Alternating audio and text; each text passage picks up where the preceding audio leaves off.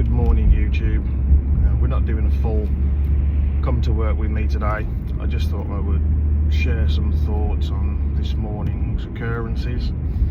It's a hectic household at the best of times. We have 4 kids, 15, 14, 9 and 6. Number 1, he was up and out at the right time for once, so he wasn't too much bother today.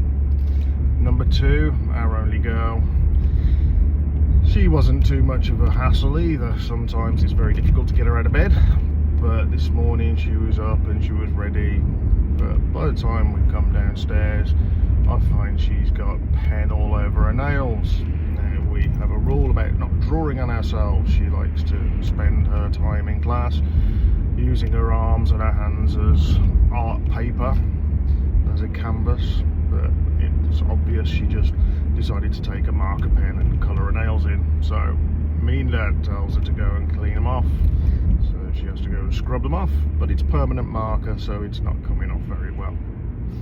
So that was fun. Also, we like to keep rooms tidy. They're never tidy. As I say, it's a hectic household, and the main reason why is all 4 have either got ADHD, autism, a combination of both, add in a few other letters and issues, and we have a lot of pushbacks, a lot of refusals, a lot of messiness, a lot of craziness. It's normal life for us, but from the outside I'm sure it looks like World War III on a regular basis. So I ask her to tidy her room before she goes to school, but she hasn't got time, and obviously she wants her electronics time and get on her phone before school. So that was that. So we're off to the school run. I take number 3 and number 4 to school. They go to the infant and junior school next to each other.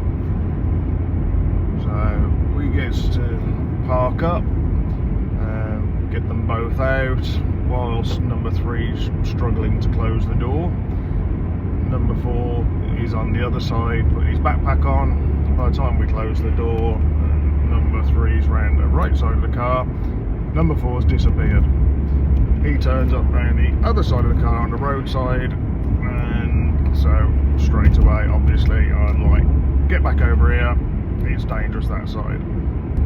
So then we spend the next 5 minutes walking down to school, having an argument over how I'm mean and I don't let him do what he wants to do. He has to just stand there, he's not allowed to move around when he gets out of the car. Just a general argument over who's right, who's wrong, what's right, what's wrong.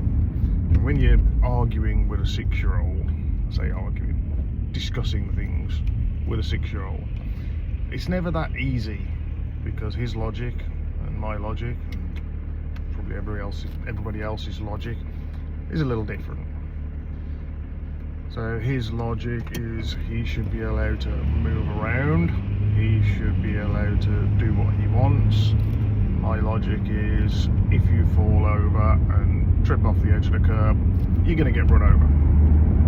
So my logic, I think, trumps his logic of not being able to do what he wants. But there we go. That's life with kids. I'm sure everybody can relate to this.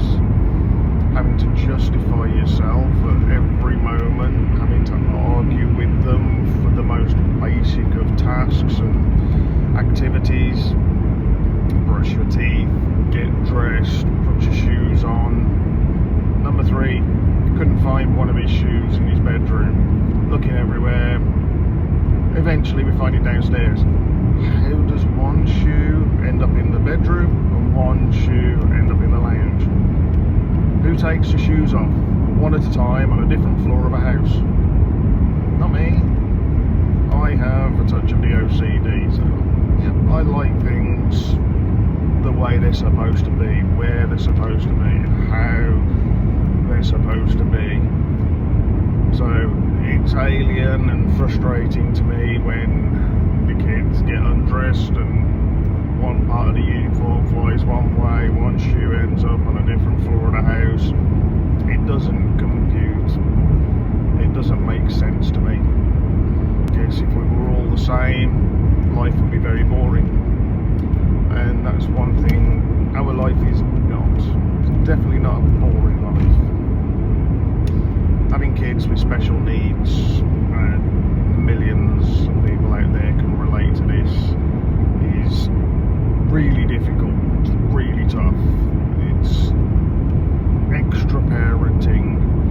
It's not straightforward, especially when you have 4 and they all have different needs. They all have their own personalities. They all have their own versions of ADHD. They all have their own parts of the autistic spectrum. They all have their individuality, which is great, and I'm completely for that. But that brings with it challenges for us. You can't parent all 4 in the same way. It has to be different for each one. But that brings its own problem, because one says, well, you treat him like this, he has that, she does this, why can't I? It's because we have to individually parent all 4. It's not a blanket rule, it's not a blanket law. It has to be different for each one. We try to make it as fair as possible, we try to make it as even as possible, but at the same time each one needs to be dealt with differently, even if it's only slightly. So yeah, being a parent is a challenge, and fair play to every parent out there, every mum, every dad, every 2.4 family, every single parent, every version of parent. I've got a lot of respect for you.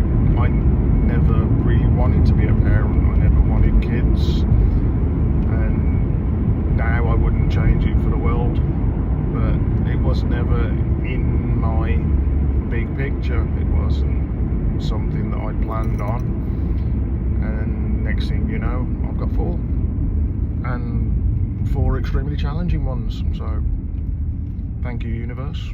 You really pulled out all the stops on that one. But like I say, I wouldn't change it. I wouldn't change any of them. I love the kids. I love my kids. They are as good as they are bad. They are as challenging as they are supportive and loving. They're all Jekyll and Hydes, all 4 of them.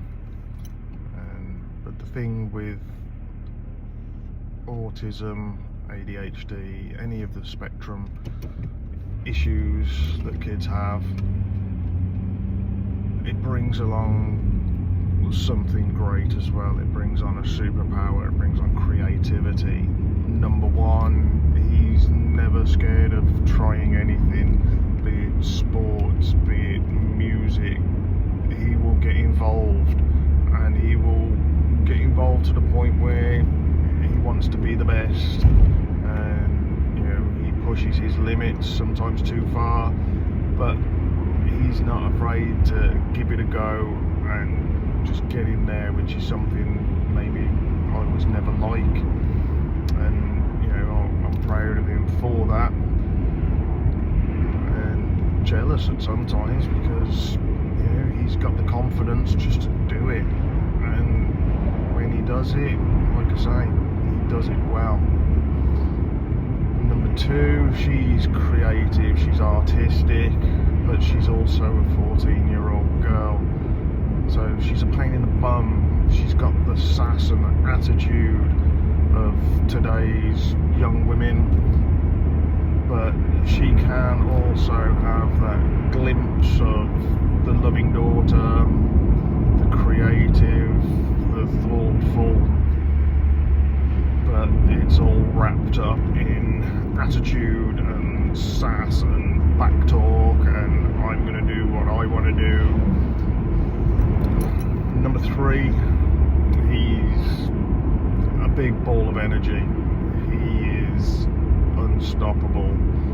as soon as you pull the pin, that's it, he goes. And there's not much that stops him, but he's very much like me, he feels all the feels, so he can also be very down and self-critical.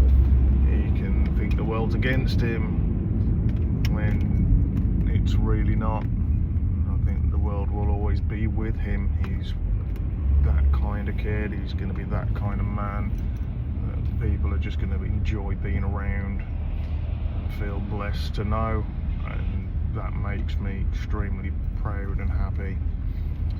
He's intelligent, really intelligent, doesn't apply himself, but that was me. Got the smarts, but you've got to put it down on paper. I learned it too late in life, but I'm hoping that now I'm doing what I should have done back then, and I hope that he will learn it sooner than I did and apply himself. He'll go a long way. Number 4, he's just a force to be reckoned with. At the age of 6, he's probably more intelligent than I am. He knows more stuff. He's a part of the YouTube generation. He watches YouTube all the time.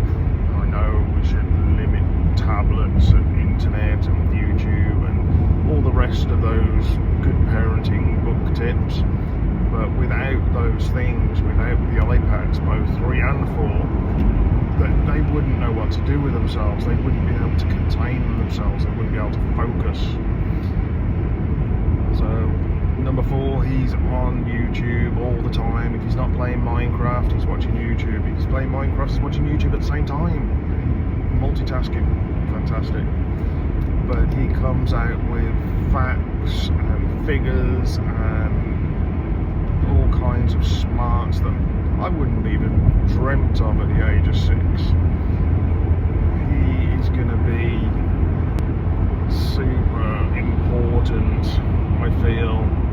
He's going to do something really good with his life, and I just hope I'm around long enough to see what that thing is.